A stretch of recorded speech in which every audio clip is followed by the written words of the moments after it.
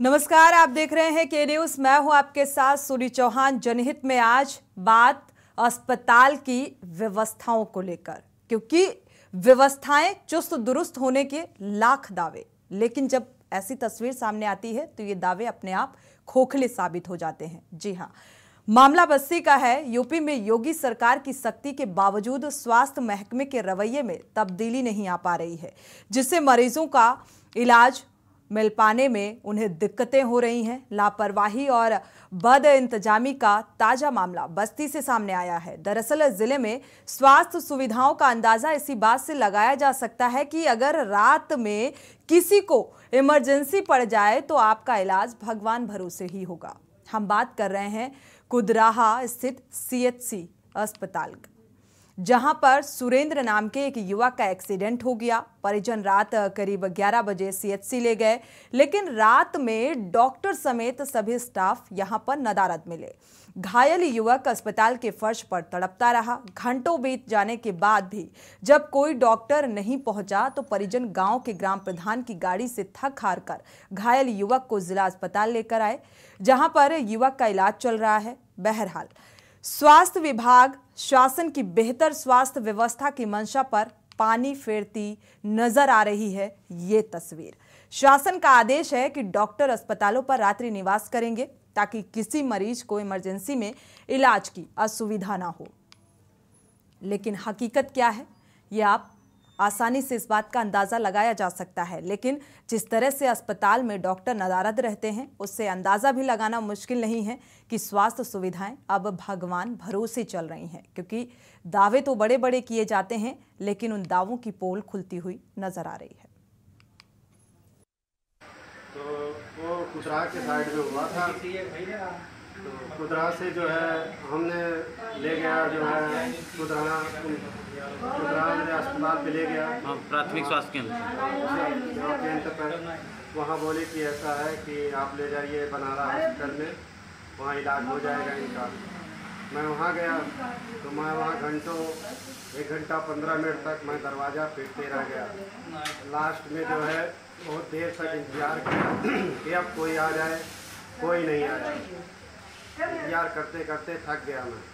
उसके बाद दरवाज़ा भी पीटा, कोई नहीं निकला। ऐसा प्रकरण सोशल मीडिया पे आप बता रहे हैं, इस विषय में मैंने मौसी से बात किया है और पूरा प्रदेश जो उसका है उससे संबंधित जो भी हैं अभिलेख हैं, या एडमिट किया नहीं किया, ड्यूटी पर कौन था, किसकी जिम्मेदारी थी, तो पूरा हम नोडल जो एसीएमओ हैं उनसे इंक्वायरी करवा रहे हैं। पूरा मामला संज्ञान के आने पर एक दोषी पाए जाते हैं तो सख्त कार्रवाई की जाएगी। एक लड़का है सुरेंद्र पुत्र राम जी, बारी घाट का रहने वाला, हमारे ग्राम पंचायत का। वो परसों रात में हमारे पास लगभग करीब 12:30 बजे फ़ोन करता है कि भैया हमको चोट लग गया है और हम यहीं बनारा हॉस्पिटल में हैं और कोई डॉक्टर वगैरह है नहीं, तो आइए हमको सदर अस्पताल ले जाइए। हम अपनी गाड़ी से वहाँ गए। उसके बाद देखे कि लेटा हुआ था वहाँ पर और कोई वहाँ सिंगल कर्मचारी उस अस्पताल में नहीं था। हमने देखा इधर उधर, हम भी 20-25 मिनट इंतज़ार किए, वहाँ कोई कर्मचारी आया नहीं, तो हम अपनी गाड़ी से उसको जिला अस्पताल में दिखवाए। उसके बाद वहाँ से रात में ही डिस्चार्ज करवाया। कोई कर्मचारी उस वक्त मौजूद नहीं? उस समय जब हम गए उस समय कोई कर्मचारी नहीं था। 20-25 मिनट हम भी थे, इंतज़ार किए, क्योंकि यहाँ से वहाँ से जिला अस्पताल लगभग 30-35 किलोमीटर है। कहते हैं किसी भी देश की तरक्की का आप अंदाजा इस बात से लगा सकते हैं कि वहाँ की शिक्षा और स्वास्थ्य व्यवस्थाएं, सड़क, बिजली, पानी, ये तमाम ऐसी मूलभूत सुविधाएं होती हैं। अगर ये चुस्त और दुरुस्त हैं तो वहाँ की तरक्की निश्चित है, इस बात का अंदाजा भी लगाया जा सकता है। लेकिन स्वास्थ्य व्यवस्था को लेकर आज हम जनहित में बात कर रहे हैं। दर्शकों की राय भी महत्वपूर्ण हो जाती है, क्योंकि ना जाने एक तस्वीर कैमरे में कैद हुई, बस्ती का ये मामला जिसको लेकर आज हम चर्चा करने बैठे हैं, लेकिन ऐसे ना जाने कितनी तस्वीरें होंगी जो कैमरे में कैद नहीं हो पाती। और जो स्वास्थ्य महकमे के दावे हैं स्वास्थ्य सुविधाओं के नाम पर, उनकी पोल खोलती हुई नजर आ रही हैं। और इसी बात को लेकर आज हम चर्चा भी करेंगे, दर्शकों की राय भी साझा करेंगे कि आखिर ऐसी कौन सी वजह है कि योगी सरकार के फरमान को भी अनसुना किया जा रहा है। जो लाख दावे हैं, रात्रि विश्राम के लिए बोला जाता है डॉक्टर्स को कि अगर लेट नाइट कोई भी मरीज पहुंचता है उसे समय रहते इलाज मिल पाए, तो आखिर क्यों कोताही बरती जा रही है। और इसी बात को लेकर आज जनहित में चर्चा। हमारे साथ कांग्रेस प्रवक्ता अनिल शर्मा जी जुड़े हुए हैं। स्वागत है आपका इस चर्चा में शामिल होने के लिए। अब से कुछ ही देर बाद सपा प्रवक्ता भी हमारे साथ जुड़ेंगे, समाज सेविका भी हमारे साथ जुड़ेंगी, जिनसे हम चर्चा करेंगे और दर्शकों की राय भी साझा करेंगे, क्योंकि दर्शकों की राय इस मामले को लेकर बेहद महत्वपूर्ण हो जाती है। क्योंकि लगातार औचक निरीक्षण और प्राथमिकता किस बात को दी जा रही है, ये भी सोचना होगा। आपके पास आएंगे अनिल शर्मा जी। बस्ती की ये तस्वीर है, सीएचसी में समय रहते उपचार नहीं मिला, रात 11 बजे ये शख्स जाता है, उसका एक्सीडेंट हो जाता है। अस्पताल से जो डॉक्टर्स हैं वो नदारद मिलते हैं और बड़े बड़े दावे। क्या कहेंगे सोनी जी? जी, उत्तर प्रदेश की सरकार जिस तरह भ्रष्टाचार के आकंठ में डूबी हुई है, जिस प्रकार का रवैया तानाशाह के रूप में सरकार का है, उत्तर प्रदेश के सूबे के उप मुख्यमंत्री जो दूसरे मुखिया है सरकार के, उनकी शैली देखने को मिलती है। जहां भी वो चेकिंग के लिए जाते हैं, एक जिला अस्पताल का चेकिंग करते हैं और इतना बड़ा बखान जो है, इतना बड़ा प्रोपेगेंडा अखबारों में देखने को मिलता है कि इन्होंने स्वास्थ्य सुविधाओं को सुधार कर रख दिया। मैं छोटी सी एक बात कहूंगा, सुलभ और किफायती स्वास्थ्य देखभाल के लिए लोगों को जरूरतों को पूरा करने में योगी सरकार जो आयुष्मान भारत योजनाओं के दावे करती है कि केंद्र सरकार की दी हुई है और उसका हम लोग बहुत बखूबी उपयोग कर रहे हैं और जनता को उसका लाभ पहुंचा रहे हैं, विफल है जी। इस योजना के तहत कितने लोगों को लाभ मिल रहा है ना? 2018 से 21 के बीच 12.5 करोड़ कार्ड वितरण के बावजूद भी 1 करोड़ 23 लाख लोगों को इसका लाभ का योजना का लाभ बताया गया है। लेकिन आरटीआई में पता चलता है कि 12% मरीज भर्ती हुए, बाकी मुफ्त इलाज के, बाकी किसी का कोई इलाज नहीं हो रहा।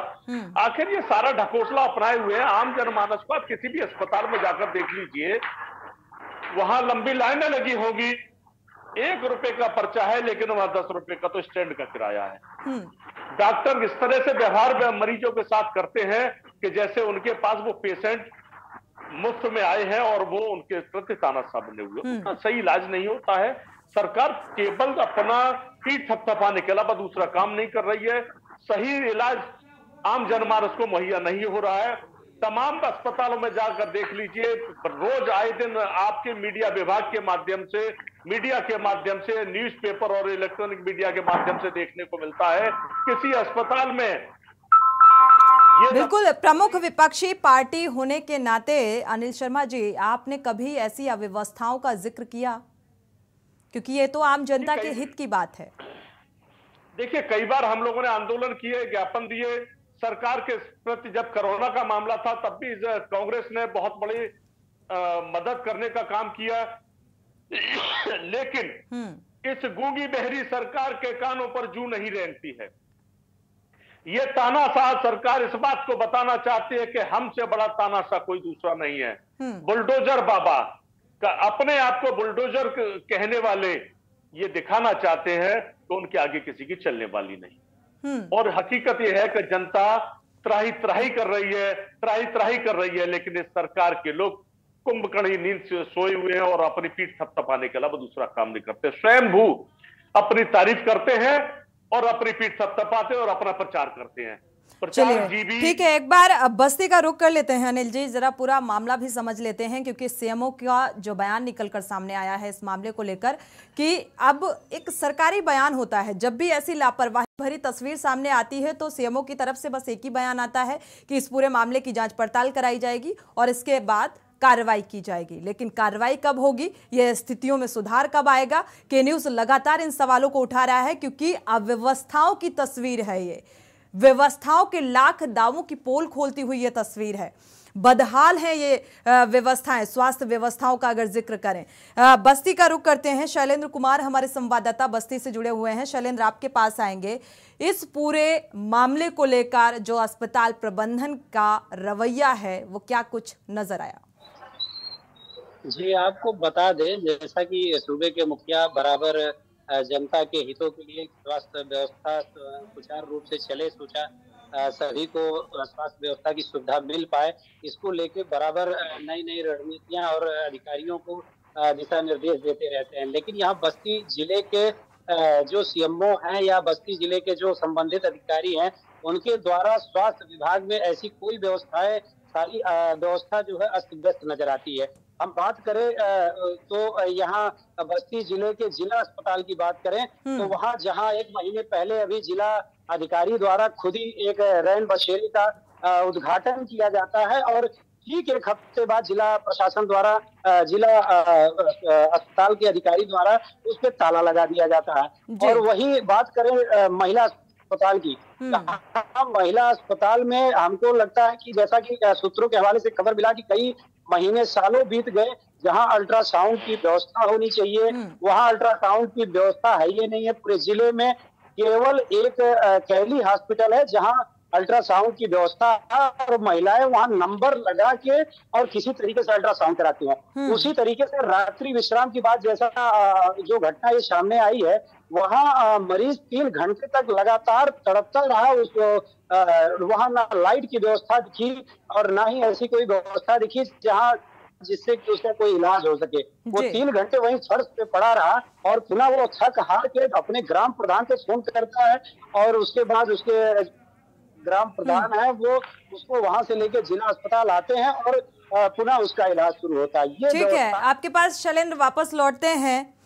बस्ती से एक दर्शक हमारे साथ जुड़ चुके हैं क्योंकि बस्ती की ही एक घटना है। रोहन हमारे साथ जुड़े हुए हैं। स्वागत है आपका रोहन जी, अपनी राय साझा कर सकते हैं। जी, ऐसी कई घटनाएं जिले में होती रहती हैं क्योंकि कुछ दिन पहले हमारे भी साथ ऐसे ही हुआ था कि हम रात को जिला अस्पताल जाते हैं, वहाँ पे अपने यहाँ क्षेत्र में कप्तानगंज गया, वहाँ पे जब स्वास्थ्य नहीं हो पाया तो रात को हम जिला अस्पताल आते हैं क्योंकि डॉक्टर अक्सर जो है मिलने नहीं मिलते। ये बहुत बड़ी समस्या है जो इस तरह से होती रहती है। अब इसके लिए जिम्मेदार कौन है ये तो अब अधिकारी ही जाने है क्योंकि हम लोग तो पीड़ित है, हम लोग इस चीज को झेल रहे हैं और समझ रहे हैं। तो बिल्कुल रोहन, क्या इस मामले को, क्योंकि अधिकतर जैसा कि आप बता रहे हैं अधिकतर ऐसी अव्यवस्थाएं देखने को मिलती रहती हैं, तो क्या इस मामले को कभी सार्वजनिक तौर पर आपने कंप्लेन की, इस बात की शिकायत दर्ज कराई स्वास्थ्य प्रबंधन के खिलाफ? शिकायत जब हम अगर किसी बड़े अधिकारी से करते हैं तो एक ही चीज सामने आती है कि इसकी जांच की जाएगी। अब वो जांच कब की जाएगी, कब खत्म होगी, इसकी कोई जिम्मेदारी नहीं है। एक ही चीज मिलता है, जांच की जानी है, बस यही एक मुद्दा है, इसी को कह के टाल दिया जाता है। शुक्रिया हमारे साथ जुड़ने के लिए और राय साझा करने के लिए। बड़ा दुर्भाग्य है कि सीएमओ एक ऐसा जिम्मेदार वाला पद, और सीएमओ से जब के न्यूज़ ने बात करने की कोशिश की, बात की, तो उनको इस मामले की जानकारी ही नहीं है। ये बड़ा दुर्भाग्यपूर्ण है। तो कैसे स्थितियां सुधरेंगी ये कह पाना और उम्मीद कर पाना कि अब स्वास्थ्य व्यवस्थाओं में सुधार आएगा, मुझे तो नहीं लगता, क्योंकि जब सीएमओ को अपने जो स्वास्थ्य महकमे में क्या अव्यवस्थाएं हैं उनसे ही वो मुखातिब नहीं है। जो ये मामला सामने आया जिसको लेकर आज हम चर्चा कर रहे हैं जनहित में, क्योंकि आम जनता से जुड़ा हुआ ये मामला है और इस मामले की जानकारी सीएमओ को नहीं है, ये बड़ा दुर्भाग्यपूर्ण है। आपके पास आएंगे विनय सिंह जी। देखा जाए तो अब सीएमओ को इस मामले की जानकारी ही नहीं है। अनम्यूट कर लीजिएगा। मैं आपको एक चीज क्लियर बता दूं, उत्तर प्रदेश की स्थिति आज की तारीख में भगवान भरोसे है। जो स्वास्थ्य व्यवस्था है वो भगवान के भरोसे चल रही है। यहाँ पे सरकार के बस का कुछ भी नहीं है। और जिस तरह से मैं आपको और कहीं नहीं ले चलता हूँ, मैं बहुत गोरखपुर जिला जो माननीय मुख्यमंत्री जी का जिला है, मैं आपको वहां ले चलता हूँ। मैं क्रमवार बताऊंगा, आप चाहिएगा तो अपने जो भी पत्रकार महोदय वहां भेज करके पता भी कर लीजिएगा। जो भी उत्तर प्रदेश में स्वास्थ्य व्यवस्था सुधरी है, ये मैं दावे के साथ कह सकता हूँ। गोरखपुर जिले के अंदर माननीय राष्ट्रीय अध्यक्ष अखिलेश यादव जी ने 100 बेड का अस्पताल बनाने की 100 बेड के लिए पैसा सैंक्शन किया था और तमाम सुविधाएं वहां दी थी, वो हुआ। और रही बात वहां व्यवस्था की, तो आप भेज करके वहां पर मेडिकल कॉलेज के बाहर जितनी भी दवा की दुकानें हैं इनलीगल हैं। बहुत कम ऐसी 2-4 दुकानें हैं जिसके परमानेंट लाइसेंस हैं। सब एनजीओ के माध्यम से वहां पर दुकानें चल रही है और बाकायदे प्रशासन की देखरेख में। जहां पर मुख्यमंत्री खुद ही कुछ दूर पर रहते हैं, वहां की स्थिति ये है। वहां की स्थिति है मेडिकल कॉलेज में, वहां के जो कर्मचारी हैं, अगर कोई परेशान आता है, तो अगर अपने आप को एडमिट कराता है, तो उससे लेन देन की बाकायदे बातचीत होती है और उससे पैसा वसूल आ जाता है। मेडिकल कॉलेज गोरखपुर एकदम भ्रष्टाचार का अड्डा बन चुका है। वहां से जब आप आगे बढ़ेंगी बनारस रूट पर, तो कई ऐसी सीएससी हैं। आप डवर पार है, वहां पे एक जगह है बेली पार है, वहां पर तमाम ऐसी सीएससी जहां पर डॉक्टर नदारत हैं। ये स्वास्थ्य व्यवस्था है उत्तर प्रदेश में, किसके भरोसे चल रही है? यही आप लखनऊ के अंदर ले लीजिए। अभी जब पिछली बार जो है डेंगू फैला हुआ था, लोगों को आपके ही चैनल ने दिखाया, लोग जो है अपना जो है ड्रिप जो है बाहर बरामदे में सो करके लगवा रहे थे, कोई गाड़ी में लगवा रहा था, कोई टेम्पो में। ये व्यवस्था है उत्तर प्रदेश में स्वास्थ्य की, एकदम बेकार हो चुकी है। सरकार ने कोई भी इस पर ध्यान नहीं दिया, केवल ढोल पीटने का काम इस सरकार का काम है, केवल फर्जी का ढोल पीटना और बताना, लेकिन ढोल के अंदर कुछ नहीं है, केवल आवाज से बिल्कुल ये कहा जा सकता है कि ढोल के अंदर पोल नजर आ रहा है और तभी ये व्यवस्थाएं जो हैं अव्यवस्थाएं में तब्दील होती नजर आ रही हैं। आपके पास वापस लौटेंगे, दर्शक जुड़े हुए हैं, उनकी राय साझा कर लेते हैं क्योंकि दर्शकों की राय बेहद महत्वपूर्ण होती है। चंद्र प्रकाश जी जुड़े हुए हैं कुरुक्षेत्र से, स्वागत है आपका, अपनी राय साझा कर सकते हैं चंद्र प्रकाश जी। मैं ये कहना चाहता हूँ कि एक आम भाषा में बोला जाता है कि निर्मल करे सुहाए, एक शब्द है, एक जो है वाक्य बोला जाता है। तो मैं ये कहना चाहता हूँ कि आप जो है निंदा करिए, आपके चैनल को भी अधिकार है, मगर ये निंदा शाश्वत होनी चाहिए। के न्यूज जो निंदा करता है, जो मुद्दे उठाता है, उनको ज्वलंत मुद्दों को सारगर्भित बातों से जो हमारे दर्शक होते हैं चैनल के, उनके माध्यम से आप इन मुद्दों को उठाते हैं और मूर्त रूप देते हैं। मैं ये कहना चाहता हूँ कि कल आपने मुद्दा उठाया था इटावा का, जो माननीय श्रीमान जी बोल रहे थे, मैं उनसे ये पूछना चाहता हूँ कि कल के न्यूज ने इटावा का मुद्दा उठाया था। इटावा किसकी कॉन्स्टिट्यूएंसी है जी? वो आदित्यनाथ जी की तो है नहीं। मैं ये कहना चाहता हूँ कि टीवी चैनल वाले मुद्दे को उठाते हैं और आप जो है ना उसके ऊपर कहते हो कि जी हमारे नेता ये कर रहे हैं, गोरखपुर में ये हो रहा है। आम भाषा में जो उत्तर प्रदेश का नागरिक है वो ये कह रहा है कि जो ना हुआ अपने बाप का, क्या ये ऐसे मुद्दे नहीं उठाने चाहिए? नहीं, मैं ये कह रहा हूँ कि आपका तो अधिकार है, आप जो अगर सजग बनाएंगे, सरकार को सजग कौन बनाता है? टीवी चैनल वाले जो उनके मुद्दों को उठाते हैं कि जहाँ कमी दिखी उस कमी को उठाया, तो उसका कमी को दूर कौन करेगा? शासन प्रशासन करेगा। मैं तो के न्यूज की हमेशा से तारीफ करता हूँ और इस चैनल का मुरीद क्यों हूँ जी बोलने का, और जनता अपने सत्य को उजागर करती है। बिल्कुल सच को उजागर करने के लिए शासन स्तर पर, प्रशासन स्तर पर इस कमी को पहुंचाने के लिए कि शायद कानों में जू रेंगे और इन अव्यवस्थाओं को व्यवस्थाओं में तब्दील कर दिया जाए, आम जनता के हित की बात करते हैं। और मुझे लगता है चंद्र प्रकाश जी ऐसे मसलों पर आपको भी थोड़ा सा गंभीर होना चाहिए। शुक्रिया हमारे साथ जुड़ने के लिए और इतनी बेबाकी के साथ अपनी बात को रखने के लिए। हमारे एक और दर्शक जुड़े हुए हैं बस्ती से, साबिर अली जी, स्वागत है आपका, अपनी राय साझा कर सकते हैं। सादिर अली जी जी नमस्कार। नमस्कार मैम, बस्ती की जो व्यवस्था है बिल्कुल बताना चाहूंगा कि इतना खराब व्यवस्था है। बताइए, अभी एक आप ही के चैनल पर मैंने देखा कि जिस तरीके से वहाँ पे कुदरहा में सीएससी पे कोई नहीं है, ऐसे कई तमामों सीएससी और पीएससी हैं जहाँ पर कोई भी डॉक्टर मौके पे नहीं। रात की तो बात छोड़िए, दिन में नहीं रहते हैं। और एक यहीं पे गौर एक ब्लॉक चर्चा को आगे बढ़ाएं उससे पहले एक दर्शक जुड़े हुए हैं बरेली से, अनीश जी, स्वागत है आपका, अपनी राय साझा कर सकते हैं। अनीश जी, आपको आवाज मिल पा रही है, अपनी राय साझा कर सकते हैं जी। मैं कहता भाई ऐसा है जी। जैसे आपकी कोई वहाँ पर सुनवाई नहीं है, सरकारी हॉस्पिटल होती है जा रही, सबसे ज़्यादा ली जा रही है। मैं ये भी कहता था यहाँ पे मैं बड़े हमने तो अपना आसमान साइड के संतोष जी MP साहब ने लिखा था, उन सबका नहीं मानता। शुक्रिया अनीश जी राय साझा करने के लिए। बरेली में भी जो स्वास्थ्य व्यवस्थाएं हैं वो जर्जर हैं और लगातार जो दर्शक जुड़ रहे हैं, बस्ती की जो तस्वीर आपको दिखा रहे हैं वो अव्यवस्थाओं को उजागर कर रही है कि कितने जिम्मेदार हैं, क्योंकि एक डॉक्टर को भगवान का दर्जा दिया जाता है और भगवान के बाद दूसरा स्थान दिया जाता है, क्योंकि एक बड़ी जिम्मेदारी।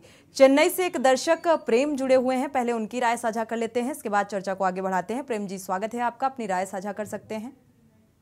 नमस्कार मैम। जी नमस्कार मैम, मैं बोलता हूँ प्रदेश और देश बढ़ता है शिक्षा से, स्वास्थ्य से, और प्रदेश में सड़कें कैसी है, जल व्यवस्था कैसी है उससे। आप यूपी का हाल देखिए, यहाँ पे खाली ढिंडोरा पीटा जा रहा है कि न अपराध है न भ्रष्टाचार है, सड़कें बहुत अच्छी है, सब कुछ स्वस्थ है यहाँ पे। लेकिन आप हॉस्पिटलों की अवस्था देखेंगे तो आपको ध्यान आएगा, क्योंकि यहाँ पे खाली झूठा प्रचार किया जाता है कि यहाँ सब कुछ सही है। इसके पीछे एक कारण है, क्योंकि हमारे जो यहाँ के CM साहब है वो खाली PM साहब की अगुवाई में लगे रहते हैं। उनको बनारस जाना रहता है, वहाँ पे अगुवाई करेंगे, या गोरखपुर में मठ में जाना रहता है, वहाँ पे पूजा पाठ करेंगे, वहाँ से सेल्फियां लेंगे, या गौशाला में जाके गौओं को खिलाते हुए दिखाया जाएगा, उसकी सेल्फी लेंगे। और लोग उनको चला दिए बुलडोजर बाबा, बुलडोजर बाबा। ऐसे अपराध खत्म नहीं होते, इससे कोई देश में उनका नाम होने से उनका काम नहीं होता है। मैम, ये देखना पड़ेगा शिक्षा कहाँ जा रही है।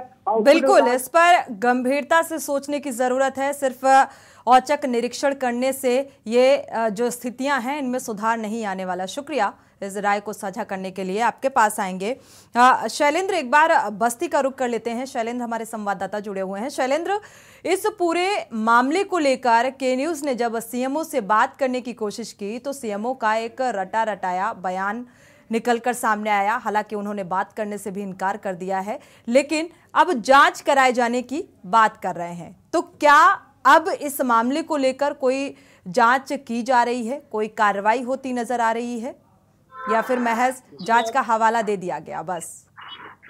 जी, आपको बता दें कि अभी भी ज्यादा समय नहीं बीता। हमको लगता है कि हफ्ता भर पहले जिला अस्पताल से बिल्कुल सटा हुआ एक हॉस्पिटल, ऐसा वहाँ जो है बिना परमिशन के हॉस्पिटल चल रहा था। वहाँ एक औरत एक महिला को डिलीवरी कराने के लिए परिवर्जन लेके जाते हैं और जच्चा और बच्चे का दोनों वो जो है एक्सपायर कर जाते हैं, और परिजन बहुत ज्यादा उत्साहित होके और विवाद करना शुरू कर देते हैं। और जब मीडिया वाले लगातार उस पर दबाव बनाए तब जाके उस पर कार्रवाई की गई। लेकिन यहाँ जब हम किसी मुद्दे को लेके CMO से बात करना चाहते हैं तो ये बिल्कुल वही रटा रटाई बात होती है कि मैं जांच करूंगा, जांच गठित कर रहा हूँ, कार्रवाई होगी। लेकिन ऐसी स्थितियां कहीं नजर नहीं आ रही हैं कि तत्काल प्रभाव से कार्रवाई हो, जिससे कि जो कमियां है वो कमियां दूर हो। जब तक कार्रवाई ना हो तब तक कोई कमियां दूर होने का कोई संभावना यहाँ दिखाई नहीं देता है। बराबर ऐसी जब 35 किलोमीटर दूर पड़ता है वो हॉस्पिटल जहाँ ये मरीज गया था, और वहां से अगर जिला अस्पताल आते आते रास्ते में उस मरीज का दम टूट जाए तो उसका कौन जिम्मेदार होगा। लेकिन CMO द्वारा कोई ऐसी गंभीरता से बात नहीं की जाती है, ये सोचने वाली बात है। जी बिल्कुल, CMO की गंभीरता का अंदाजा तो इसी बात से लगाया जा सकता है, जब उनको इस मामले की जानकारी ही नहीं है तो आप गंभीरता का अंदाजा लगाया जा सकता है इस बात से। अनिल शर्मा जी, आपके पास आएंगे। प्राथमिकता क्या है योगी सरकार की, ये समझ नहीं आ रहा। चाहे शिक्षा की बात करें, सड़क की बात करें, और चाहे हम स्वास्थ्य व्यवस्थाओं की बात करें। सोनी जी, देखिए बहुत स्पष्ट है, इसमें कोई दो राय नहीं है कि भारतीय जनता पार्टी की जो सरकार है उसका केवल चेहरा चमकाने के अलावा दूसरा काम नहीं है। कोई ना स्वास्थ्य के प्रति गंभीरता है, ना शिक्षा के प्रति है। केवल ये ऐसी योजनाएं लाकर व्यवस्थित करके अपने लोगों को लाभ पहुंचाने के अलावा दूसरा काम नहीं कर रही है। शिक्षा के मंदिरों में बेटियों के साथ दुर्व्यवहार होता है। कई स्कूलों में घटनाएं सामने आई, उनके साथ यौन शोषण होते हैं। केंद्र में उन पहलवान बेटियों के साथ क्या स्थिति हो रही है, ये सबसे किसी से छिपा हुआ नहीं है। स्वास्थ्य के संबंध में अगर हम कहें, बड़ी स्पष्ट बात है कि स्वास्थ्य के मुख्य जिला अस्पताल तक आपने औचक निरीक्षण कर लिया, कभी जाकर सामुदायिक स्वास्थ्य केंद्रों पर जो छोटे छोटे कस्बों में बने हुए हैं उनमें जाकर देखने का काम करिए। उनसे आरटीआई के तहत अगर हम जांच कोई जवाब मांगते तो आरटीआई में उनको जवाब नहीं दिया जाता है सही। वहां एएनएम डॉक्टर्स या जो भी लोग वहां अपॉइंट है वो कितने हैं, किस किस की ड्यूटी वहां लगाई है, कौन कौन की किसकी दिन में तैनाती है, किसकी रात में तैनाती है, स्पष्ट नहीं करते हैं। और स्थिति ये होती है वहां दवाइयों की उपलब्धता नहीं होती है, साधन उपलब्ध नहीं है, डॉक्टर नदारद होते हैं, एएनएम या नर्स जो है वहां इलाज के लिए ऐसे बैठे होते हैं, लाइए 1 मिनट, और ना कोई चेकअप होता है। आप जाइए प्रैक्टिकल करके देख लीजिए इसका, किसी भी सामुदायिक स्वास्थ्य केंद्र पर जाइए, पर्चा बना, पर्चा बनने के बाद अंदर गए और वहां कोई या तो डॉक्टर बैठा होगा या फिर डॉक्टर की जगह एएनएम वगैरह कोई बैठी हो, बोले लाइए क्या प्रॉब्लम है, समस्या सुनी, समस्या सुनने के बाद तुरंत पर्चा लिखना शुरू कर दिया, जाइए दवाई लीजिए, काम खत्म। लेकिन ना उसका कोई प्रॉपर चेकअप होता है, ना उसकी पल्स चेक होती है, ना उसके साथ कोई व्यवस्थाएं वहां उसको मिलती हैं। उसके साथ व्यवहार इस तरह का किया जाता है जैसे कोई बाहर से अगर कोई व्यक्ति ऐसे आ जाता ना जिसको बेगैरत, तो उसको दुत्कार के भगाया जाता। वो व्यवस्था सामुदायिक स्वास्थ्य केंद्रों की बनी हुई है। लेकिन भारतीय जनता पार्टी के वर्तमान सरकार जो अपने आप को डबल इंजन की सरकार कहती है, कभी ट्रिपल इंजन की, भाई वो इंजन कहाँ चल रहे हैं ये दिखने को नहीं मिलता है ना। आम जनमानस त्राही त्राही कर रहा है इन स्वास्थ्य केंद्रों पर। सबसे पहले मैं आपको बता दूं, गरीब तबके का व्यक्ति, मजदूर व्यक्ति, दिहाड़ी वाला है ना, वो व्यक्ति ज्यादातर इन अस्पतालों में जाए। जो धनाढ्य परिवार के लोग वो तो बड़े अस्पतालों में जाते हैं प्राइवेट में, लेकिन जब लाइन होती है उन्हीं लोगों को ये होती है जो आर्थिक रूप से कमजोर होती है, तो उनको स्वास्थ्य लाभ मिलने की आवश्यकता है। कोरोना काल में देख लीजिए किस प्रकार से धांधली। लेकिन अनिल शर्मा जी, यहाँ पर देखा गया है जब भी ऐसे मामले सामने आते हैं तो पक्ष और विपक्ष आरोप और प्रत्यारोप की राजनीति करता है, लेकिन हम निष्पक्ष होकर हम आम जनता की हित की बात करते हैं। और चाहे सड़क हो, चाहे शिक्षा हो, चाहे स्वास्थ्य व्यवस्थाएं हो, उनको लेकर के न्यूज़ लगातार जनहित में ऐसे मसलों को उठाता रहता है, क्योंकि ये आम जनता से जुड़े हुए मसले होते हैं, आम नागरिक की जिंदगी से जुड़े हुए मसले होते हैं। और यहाँ पर जो मामला बस्ती से सामने आ रहा है, इसमें जो डीएम है प्रियंका निरंजन, वो मीटिंग में बिजी हैं, लगातार के न्यूज़ संपर्क करने की कोशिश कर रहा है, लेकिन वो मीटिंग में बिजी हैं। ऐसी कौन सी मीटिंग है कि आम जनता से ज्यादा जरूरी हो जाती है। और दूसरा, सीएससी प्रभारी से लगातार फोन करने की कोशिश, संपर्क करने की कोशिश के न्यूज़ लगातार कर रहा है, लेकिन वो फोन नहीं उठा रहा है। सीएमओ साहब आरपी मिश्रा जी, उनको इस मामले की जानकारी नहीं है। तो सवाल ये उठता है कि आखिर ये जिला है किसके हवाले। स्वास्थ्य व्यवस्थाओं के बड़े बड़े दावे करने वाले और जो जिम्मेदाराना पद पर हैं, उनको इस मामले की जानकारी नहीं है। बड़ा सवाल है ये कि हम बड़े बड़े दावे करते हैं और वो दावे खोखले साबित हो रहे हैं। गिरीश शुक्ला जी, एक दर्शक जुड़े हुए हैं, पहले उनकी राय साझा कर लेते हैं। स्वागत है आपका, अपनी राय साझा कीजिए। मैं सरकार को ये बताना चाहता हूँ कि जो मैं भी समाज में देखता हूँ, सरकारी कर्मचारी जो अपने कार्यालयों से दूर दराज शहरों में रहते हैं और जगह रहते हैं जी, जो अपने स्थान के नजदीक नहीं रहते हैं, वो अपने ड्यूटी पर पहुंचते ही नहीं है कभी। और महीने महीने की तनख्वाह साइन होती है और पूरी तनख्वाह लाखों रुपए उनको पेमेंट होता है। ये सिस्टम हम यहाँ भी देखते हैं, कानपुर में भी देखते हैं और जगह भी देखते हैं। तो उससे मुझे सरकार को ये बताना है कि वो ऐसा सूचना तंत्र विकसित करे कि कौन कौन कर्मचारी घर बैठ के तनख्वाह लेते हैं, उनकी तनख्वाह तुरंत स्टॉप कर दी जाए बिना जांच के। और ये बात उनके अधिकारियों, डीएम, एसडीएम सबको मालूम रहती है कि कौन आदमी तनख्वाह घर बैठ के लेता है। लगता है कि कुछ उनको कमीशन मिल जाता है क्या तनख्वाह देने के लिए, जो तनख्वाह रिलीज कर देते हैं। और ये जो घटना हुई है बस्ती में, इसमें जितने भी कर्मचारी ड्यूटी पर लगाए गए थे, सबकी इस महीने की तनख्वाह तुरंत स्टॉप कर दी जाए। और जब तक ये सर्टिफिकेट नहीं मिले जिन्होंने कि भाई क्यों गायब थे, तब तक उनकी तनख्वाह कभी रिलीज न की जाए। दूसरा, सरकार अपने विपक्षियों की बुराई करना बंद कर दे, क्योंकि जो व्यक्ति दूसरी सरकारों की बुराई करते हैं उनका एडमिनिस्ट्रेशन फेल हो जाता है। और ये कर्मचारी ये समझ लेते हैं हमें तो सरकार का पूरा संरक्षण प्राप्त है, हम मनमानी करते हैं। ठीक है, तो गिरीश जी, राय साझा करने के लिए बहुत बहुत शुक्रिया आपका। हमारे साथ विनय सिंह भी जुड़े हुए हैं, सपा प्रवक्ता हैं, आपके पास आएंगे। हम उत्तम प्रदेश बनाने की बात कर रहे हैं। हमारा उत्तम प्रदेश क्या ऐसे बनेगा जब बेसिक जो व्यवस्थाएं हैं वो जर्जर हैं। जैसा कि आपको मैंने बताया कि डीएम साहिबा प्रियंका निरंजन जी मीटिंग में बिजी हैं, सीएससी प्रभारी फोन नहीं उठा रहे, सीएमओ को मामले की जानकारी नहीं है। तो क्या ऐसे गैर जिम्मेदाराना रवैये के साथ क्या ऐसे उत्तम प्रदेश का हम परिकल्पना कर सकते हैं, कल्पना कर सकते हैं? ये बेसिक चीजें हैं।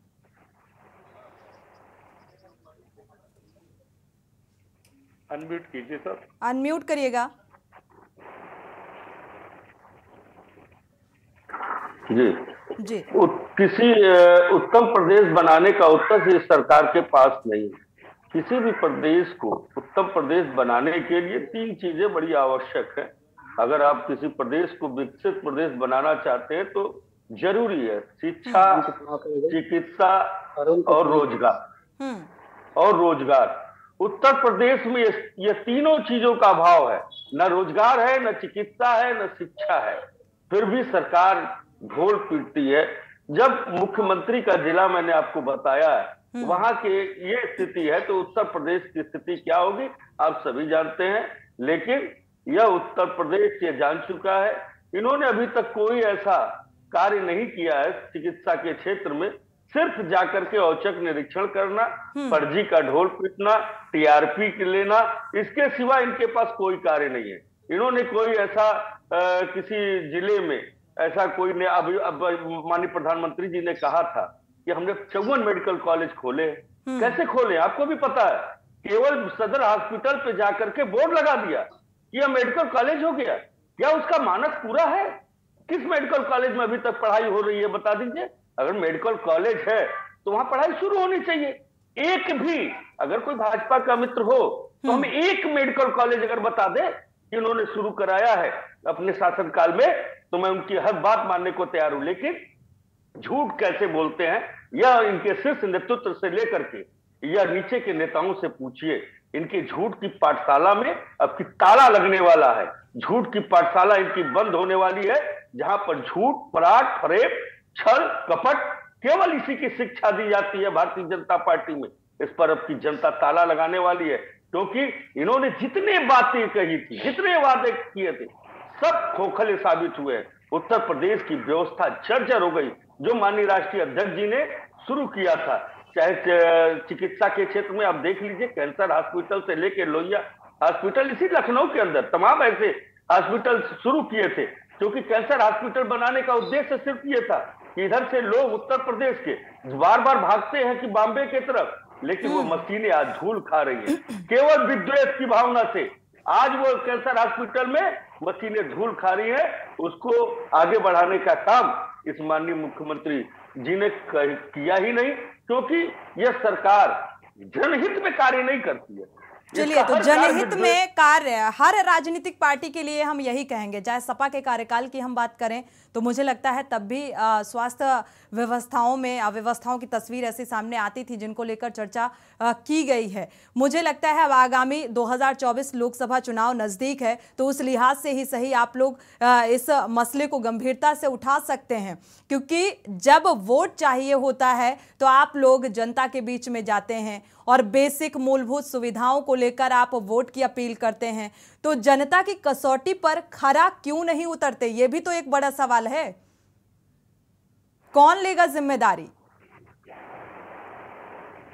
जी देखिए, उत्तर प्रदेश की स्थिति माननीय मुख्यमंत्री जी और माननीय उप मुख्यमंत्री जी के बीच का जो टकराव है वह कहीं न कहीं चिकित्सा व्यवस्था को खत्म कर रहा है, क्योंकि माननीय उप मुख्यमंत्री जी की चलती नहीं है मुख्यमंत्री जी के सामने। इससे पहले आपने देखा है कि एक ट्रांसफर के लिए उप मुख्यमंत्री जी को कहां कहां तक शिकायत करनी पड़ी। तो जब सरकार में आपस में तालमेल ही नहीं रहेगा तो व्यवस्था और जनता के लिए आप काम कैसे कर पाएंगे। पहले सरकार अपने सिस्टम को सही करे, अपने बिल्कुल, सिस्टम में सुधार की तो जरूरत है। अनिल शर्मा जी, योगी जी का फरमान, जो फरमान है उसको भी नजरअंदाज किया जा रहा है और इसका खामियाजा भुगत रही है आम जनता। कैसे लगेगा अंकुश?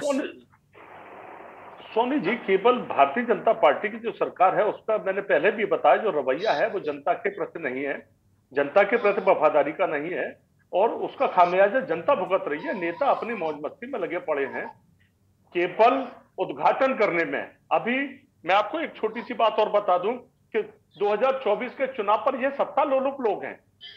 सत्ता के लिए इन लोगों ने एड़ी चोटी के जोर लगा दिए। 2024 के चुनाव के लिए किसी भी मंत्री को जो मंत्रालय संभालना चाहिए उनको चुनाव प्रचार में लगा रहे हो। एक एक पार्षद तक के चुनाव में पूर्व उप मुख्यमंत्री को लगा देते हैं, मंत्री को लगा देते हैं। इससे क्या व्यवस्था होगी? केवल आप सत्ता लोलुपता की तरफ है, जनता का हित आप नहीं करना चाहते हैं और इसी का खामियाजा जनता भुगत रही है। जी। उत्तर प्रदेश में मैं आपको बताऊं, जिस प्रकार से जो रवैया अपनाया जा रहा है, इन लोगों के बीच में आपस में तालमेल नहीं है।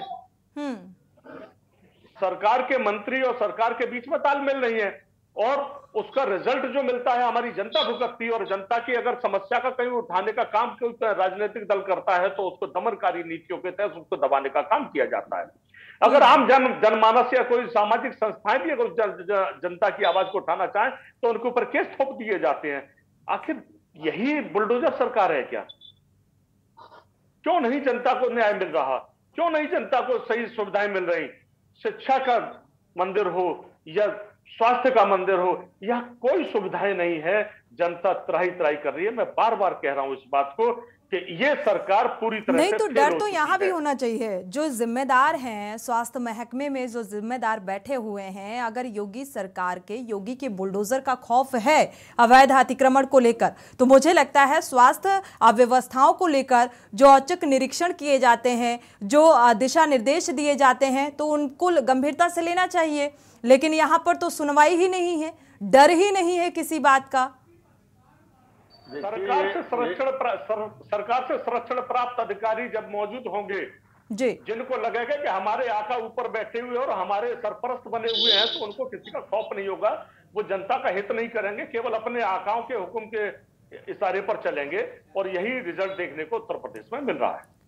विनय सिंह जी, कैसे ये तस्वीर सुधरेगी? कैसे सुधारा जा सकता है जब स्थिति ये नजर आ रही है कि अब सूबे के मुखिया की भी नहीं सुनी जा रही है? देखिए, ये स्थिति सुधरेगी, ये उत्तर प्रदेश की जनता ही सुधारेगी और 2024 में इनको सुधार देगी कायदे से और इनको हटाने का काम जनता ही करेगी, क्योंकि जनता ने इन्हें 2 बार मौका दिया है। ऐसा नहीं है कि मौका नहीं दिया है, इनको 2 बार मौका दिया है, लेकिन अभी तक इन्होंने जनता के हित में कोई कार्य नहीं किया।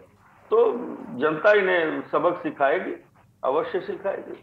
आने दीजिए 2024। बिल्कुल, जनता सबक सिखाएगी, क्योंकि ये मामला आम जनता से जुड़ा हुआ है और इसका कहीं ना कहीं खामियाजा भुगतना पड़ सकता है, क्योंकि औचक निरीक्षण लगातार किए जाते हैं। लेकिन क्या औचक निरीक्षण से जो ये व्यवस्थाएं हैं ये व्यवस्थाओं में तब्दील हो जाएंगी? ये अपने आप में एक बड़ा सवाल है, क्योंकि लगातार ये देखा गया है कि औचक निरीक्षण हो रहा है, दिशा निर्देश दिए जा रहे हैं, बावजूद इसके बस्ती से ये तस्वीर सामने आ रही है। बस्ती से एक दर्शक भी जुड़े हुए हैं, उनकी राय साझा कर लेते हैं। राम करण जी जुड़े हुए हैं, स्वागत है आपका, अपनी राय साझा कीजिए। मैडम, मैं रामकरण चौरसिया बस्ती से हूँ। बस्ती के सीएससी की ये हालत है कि जिस सीएससी पे ये पहली बार तस्वीर आई है, बनहरा है गायघाट के पास जी, और ऐसे ही जिले की सभी सीएससी की हालात हैं। और तो और आपको बता दूं कि महिला अस्पताल में, जिले की सबसे बड़ा अस्पताल महिला, और वहाँ पे अल्ट्रासाउंड की व्यवस्था महीनों से खराब है। बाहर से लोग अल्ट्रासाउंड करा रहे हैं और दुर्भाग्य क्या है, देखिए जिले की डीएम मैम भी महिला है और फिर भी महिलाओं का सीएमओ साहब सो रहे हैं, उनसे पूछा जाए तो कहते नहीं है, तो हम क्या करें, और सरकार ढिढोरा पीटती है। और तो और एक चीज और भी जान लीजिए कि डीएम मैडम रैन बसेरे का जिला अस्पताल में उद्घाटन करती है आज, और कल ही उस पर ताला लग जाता है अस्पताल प्रशासन द्वारा, और उसके बाद भी कहते हैं कि स्वास्थ्य व्यवस्था बहुत सुदृढ़ और समृद्ध है। तो इस तरह से ये देश और प्रदेश चल रहा है। कितनी सुदृढ़ है वो तो तस्वीरें बता ही रही हैं। और बस्ती से जिस तरीके से आप लोग इस बात को बता रहे हैं, अव्यवस्थाओं को उजागर कर रहे हैं, ये पोल खोल रही हैं कि कितनी सुदृढ़ है ये स्वास्थ्य व्यवस्थाएं। शुक्रिया हमारे साथ जुड़ने के लिए और ये हकीकत बयां करने के लिए। डीएम महोदया प्रियंका निरंजन जी मीटिंग खेल रही हैं और जैसा कि हमारे दर्शक जुड़े हुए थे कि रैन बसेरे का वो उद्घाटन करती हैं, स्वास्थ्य व्यवस्थाओं को चुस्त दुरुस्त करने के दावे और उद्घाटन, और फिर अगले दिन ताला लग जाता है। तो आप समझ सकते हैं कि वो स्वास्थ्य व्यवस्थाएं कैसे आम जनता को मिल रही होंगी। 11 बजे रात को एक एक्सीडेंट हो जाता है और जब उपचार के लिए अस्पताल सीएचसी में जाता है वो शख्स, तो वहां पर अस्पताल प्रबंधन नदारद मिलता है। जो डॉक्टर्स हैं वो नदारद मिलते हैं, वो तड़पता रहता है, बिलखता रहता है, लेकिन उपचार की कोई उम्मीद नजर नहीं आती। और यहाँ पर रात्रि विश्राम के लिए आदेश दे दिए जाते हैं जो हवाई साबित होते नजर आ रहे हैं। चर्चा में वापस लौटते हैं। हमारे संवाददाता शैलेंद्र भी जुड़े हुए हैं, एक बार रुक कर लेते हैं बस्ती का। शैलेंद्र, इस पूरे मामले को लेकर जो परिजन थे इस शख्स के, उनकी क्या कुछ प्रतिक्रिया रही, क्या कुछ कार्रवाई की मांग रही?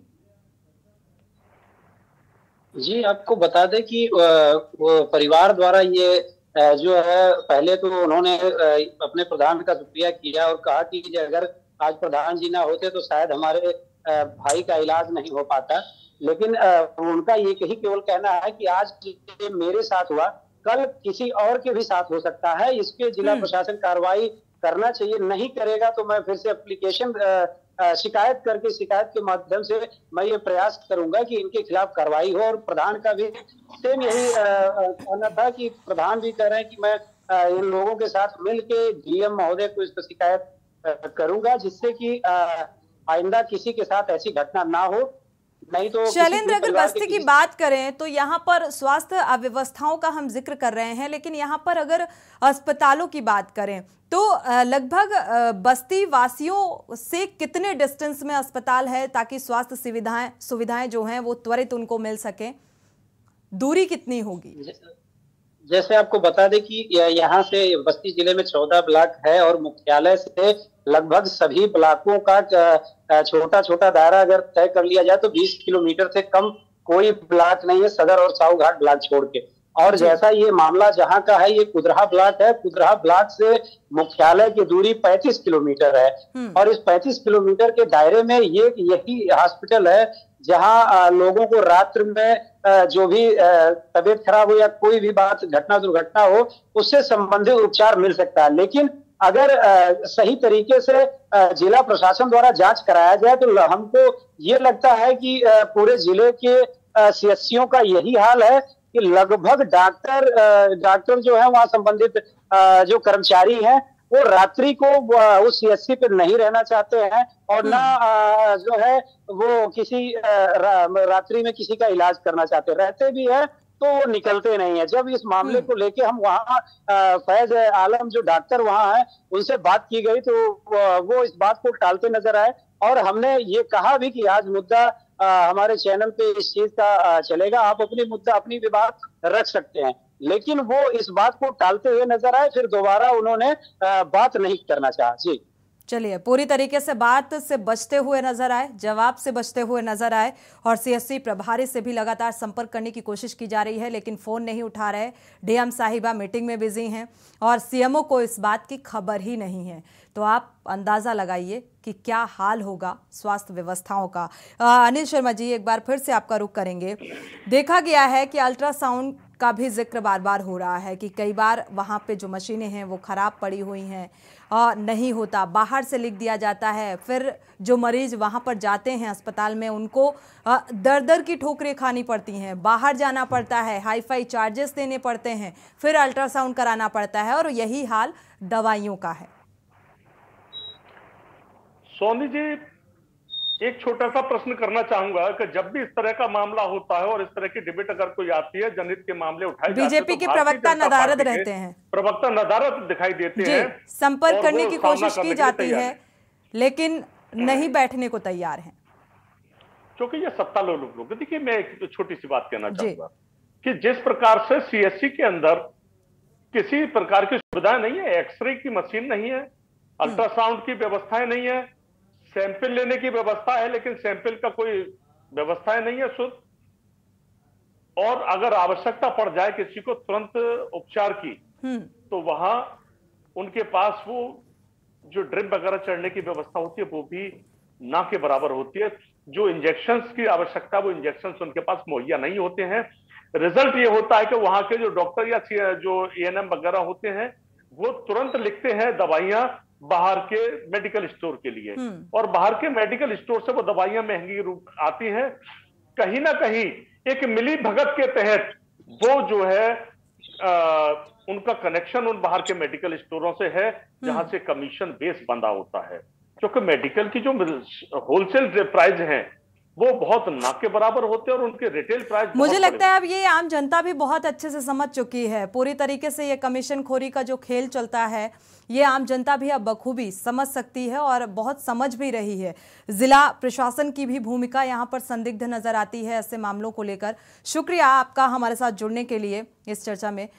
शैलेंद्र, आपका भी बहुत बहुत शुक्रिया इस जानकारी को साझा करने के लिए।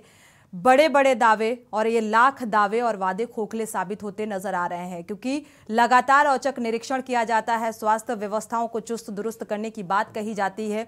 और बस्ती की इस तस्वीर को देखते हुए के न्यूज़ लगातार सीएससी प्रभारी से संपर्क करने की कोशिश कर रहा है जो फोन नहीं उठा रहे। सीएमओ को इस मामले की जानकारी नहीं है और डीएम साहिबा प्रियंका निरंजन मीटिंग में बिजी हैं। तो आप ये समझिए कि जो स्वास्थ्य व्यवस्थाएं हैं वो राम भरोसे चल रही हैं और जो आम जनता है, जो बस्ती वासी, और हम तो ये कहेंगे कि ये सिर्फ बस्ती की तस्वीर नहीं थी, ये पूरे उत्तर प्रदेश की तस्वीर थी जो ये तय करती है कि हम किस दिशा में, किस उत्तर प्रदेश की ओर अग्रसर हैं। इसी के साथ जनहित में फिलहाल बस इतना ही। आगे खबरों के लिए आप देखते रहिए के न्यूज़ इंडिया।